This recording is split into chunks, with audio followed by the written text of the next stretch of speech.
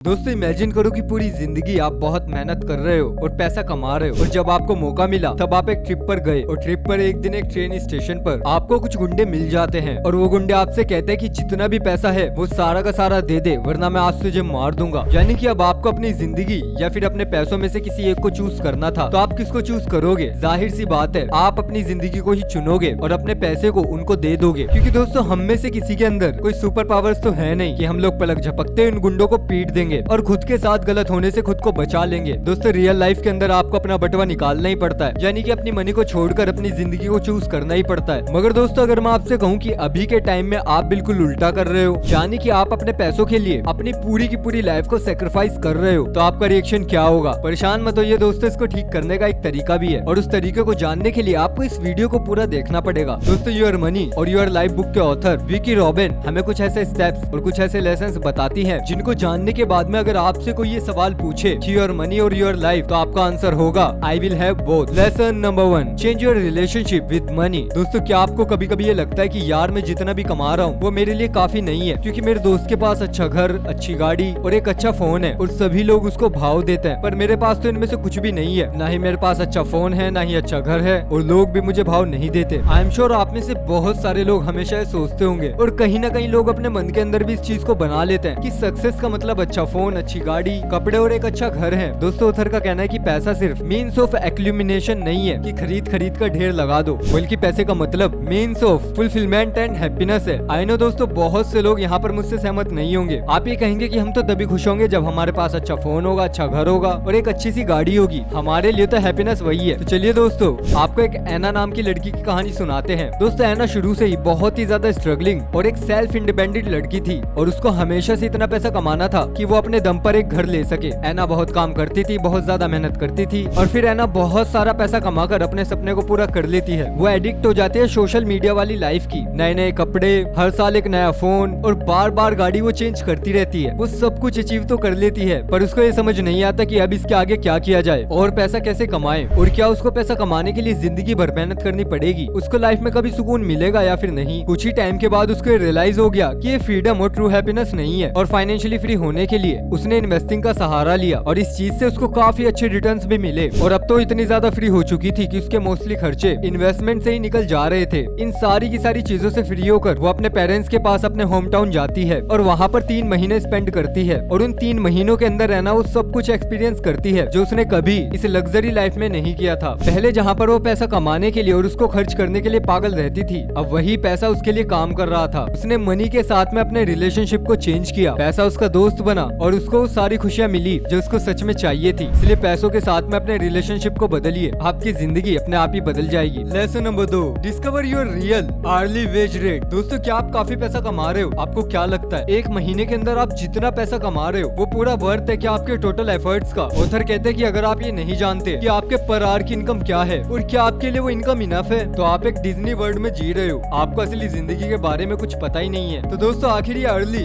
Wage rate क्या होता है, चलिए समझते हैं। तो दोस्तों ये है सैम जो महीने के 25 दिन और डेली के 8 घंटे काम करता है और इसकी सैलरी है 50,000 रूपए। तो 50,000 रूपए डिवाइडेड बाय 25 यानी कि सैम की पर डे की इनकम हुई 2,000 रूपए और एक दिन के अंदर अगर वो 8 घंटे काम करता है तो उसके हर एक घंटे की इनकम होगी 2000 डिवाइडेड बाय 8 जो कि होता है 250 रूपए। यानी कि सैम हर घंटे 250 रूपए कमाता है। पर दोस्तों क्या ये कैलकुलेशन ठीक है? ऑथर कहती है नहीं। आप सभी अपनी अर्ली वेज रेट को कैलकुलेट करते समय इस गलती को जरूर करते हो कि आप पैसा कमाने के लिए सिर्फ 8 घंटे नहीं बल्कि 1 घंटा जाना, 1 घंटा आना और फिर 1 घंटा अगले दिन के लिए तैयारी करना, इन सभी चीजों के अंदर हम जो टाइम स्पेंड कर रहे हैं, तो अगर देखा जाए तो दिन के 8 नहीं बल्कि 10 से 11 घंटे आप अपने काम में स्पेंड करते हो। तो इस हिसाब से सैम की अर्ली रेट 250 नहीं बल्कि 2000 डिवाइडेड बाय 10 जो कि होता है 200 रूपए। यानी कि सैम हर घंटे 250 नहीं बल्कि 200 रूपए कमाता है। और अगर आपकी हर घंटे की इनकम काफी कम है तो आप ट्राई करो न्यू स्किल्स को, न्यू प्रोग्राम्स को डेवलप करने का और इन्वेस्टमेंट जैसे इनकम सोर्स से आप अपने हर घंटे की इनकम को बढ़ा सकते हो। Lesson number 3, value your life energy. दोस्तों इस बुक की सबसे अच्छी लाइन जो मेरे को लगती है वो ये है, मनी इजंट डॉलर, यूरो और rupees, it is your life energy. यानी कि दोस्तों पैसा कोई यूरो, डॉलर या फिर रुपए नहीं है, वो है आपकी लाइफ एनर्जी। अब दोस्तों ये बात सोचो कि आप लाइफ में हर जॉब, हर रिलेशन, हर काम के अंदर अपना 100% देने की कोशिश करते हो और इसी जगह पर अपना टाइम स्पेंड करके अपनी लाइफ एनर्जी को खर्च करके हमें बहुत ही अच्छा लगता है। पर दोस्तों जब सवाल आता है कुछ खरीदने का, कुछ एक्वायर करने का, तब हम उस एनर्जी की वैल्यू नहीं करते और माइंडलेसली खर्चा कर देते हैं। हमारी लाइफ के अंदर सबसे बड़ा एसेट, सबसे बड़ी करेंसी और सबसे बड़ी सक्सेस है हमारी लाइफ एनर्जी। इसलिए कभी भी पैसा खर्च करने से पहले अपने आप से पूछो कि क्या ये आइटम सच में मेरी वैल्यूज के लिए जरूरी है, इसको खरीदने के लिए मुझे कितने घंटे काम करना पड़ेगा और क्या इसको पाने के बाद मुझे सच में खुशी मिलेगी। दोस्तों चलिए इसको हमेशा की तरह एक आसान एग्जाम्पल से और अच्छे से समझते हैं। मान लेते हैं कि वही सैम जो 2000 रुपए पर डे का कमा रहा था, अगर उसकी नजरों में एक हुंडई वर्ना गाड़ी है जिसकी कॉस्ट है लगभग 10 लाख रुपए। अब हफ्ते में वो 40 घंटे काम करने वाला आदमी, अब उसको चाहिए वर्ना, तो उसको उस गाड़ी को खरीदने के लिए अपनी 500 दिन की लाइफ एनर्जी देनी होगी। अब वो ये सोचता है कि यार इन चीजों के ऊपर खर्चा क्या ही करे, मैं किसी अच्छे से रेस्टोरेंट में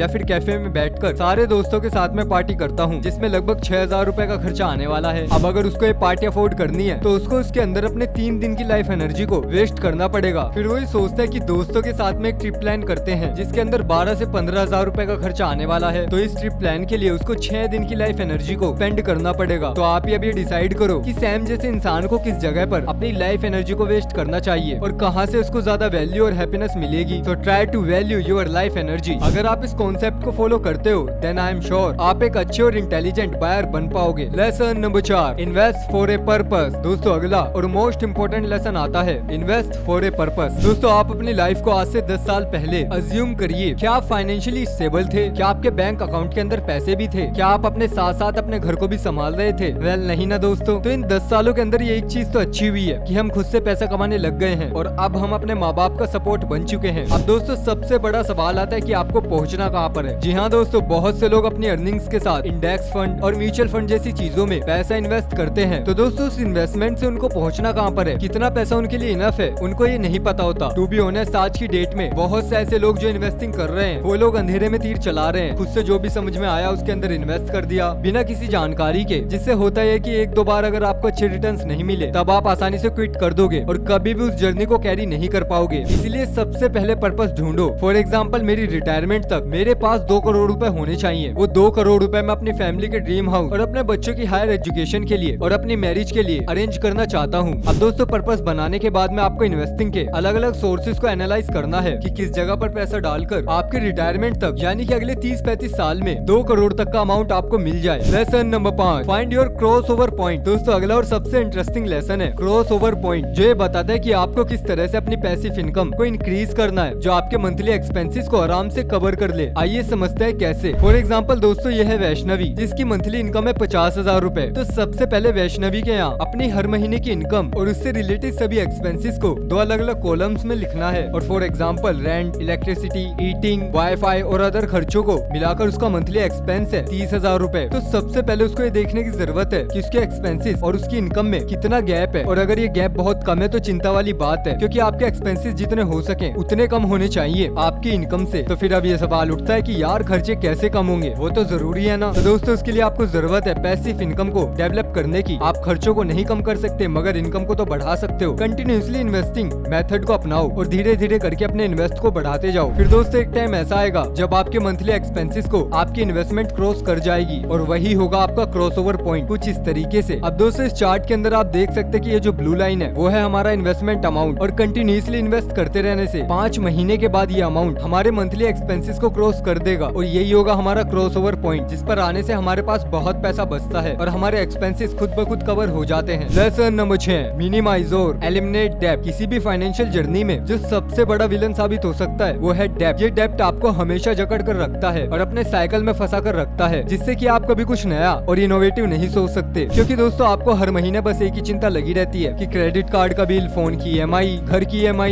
एंड मैनी मोर। दोस्तों इससे बचने के लिए ऑथर हमें 4 स्टेप गाइड बताते हैं। स्टेप नंबर 1, क्रिएट ए डेब्ट रिपेमेंट प्लान। मतलब कि दोस्तों सबसे पहले एक रिपेमेंट प्लान बनाओ और अपने सभी डेब्ट को ट्रैक करो, उनकी EMI अमाउंट, उनके बिल अमाउंट, उनको लिखो और एक प्लान को डेवलप करो कि सबसे पहले आपको कौन सा डेब्ट पे करना है और सबसे लास्ट में कौन सा। Step number 2, track and minimise expenses. अपने एक्सपेंसेस को ट्रैक करो और ट्रैक और अपने फालतू खर्चों को कट ऑफ करने का जो आपके लिए ज्यादा मैटर नहीं करते। Step number 3, use snowball method और एवलांच मेथड। अब दोस्तों एक्सपेंसेस ट्रैक करने के बाद अपने डेब्ट को पे ऑफ करो स्नोबॉल मेथड से या फिर एवलांच मेथड से। दोस्तों स्नोबॉल मेथड में सबसे छोटे लोन को पे करो और एवलांच मेथड में सबसे पहले सबसे बड़े लोन को पे करो और फिर उसके बाद में छोटा और फिर उससे छोटा। Step number 4, avoid new borrowing. और दोस्तों एटलीस्ट पूरी कोशिश करो जिससे कि आपके ऊपर कोई नया डेब्ट ना आ जाए। जितना भी हो सके डेब्ट स्कीम से बचो और अपने इनकम के ऊपर ज्यादा ध्यान ध्यान दो, ना कि अपने डेप्ट और एक्सपेंसेस पे। तो दोस्तों योर मनी और योर लाइफ बुक का बेसिकली मेथड ये है कि लाइफ के अंदर सिर्फ काम और काम ही नहीं है, आपको लाइफ के अंदर कुछ स्मार्ट डिसीजंस लेकर अपनी लाइफ को इंटरेस्टिंग और हैप्पी बनाना है। नए नए आपको लाइफ एक्सपीरियंस करने होंगे। पैसे के साथ में आपको अपना रिलेशन चेंज करना पड़ेगा, अपनी लाइफ एनर्जी का आपको सही से यूज करना पड़ेगा, लॉन्ग टाइम के लिए इन्वेस्ट करना होगा ताकि आप क्रॉस ओवर पॉइंट पर पहुंच सको और एक अच्छी और पीसफुल फाइनेंशियल लाइफ जी सको। तो दोस्तों ये थी हमारी आज की वीडियो। आई होप आपको इन्फॉर्मेशन पसंद आई होगी, और अगर आपको इन्फॉर्मेशन पसंद आए तो प्लीज आज चैनल को सब्सक्राइब कर दो, वीडियो को लाइक कर दो। मिलते हैं बहुत जल्द आपसे अगली वीडियो में, तब तक के लिए बाय बाय, अपना ख्याल रखिएगा।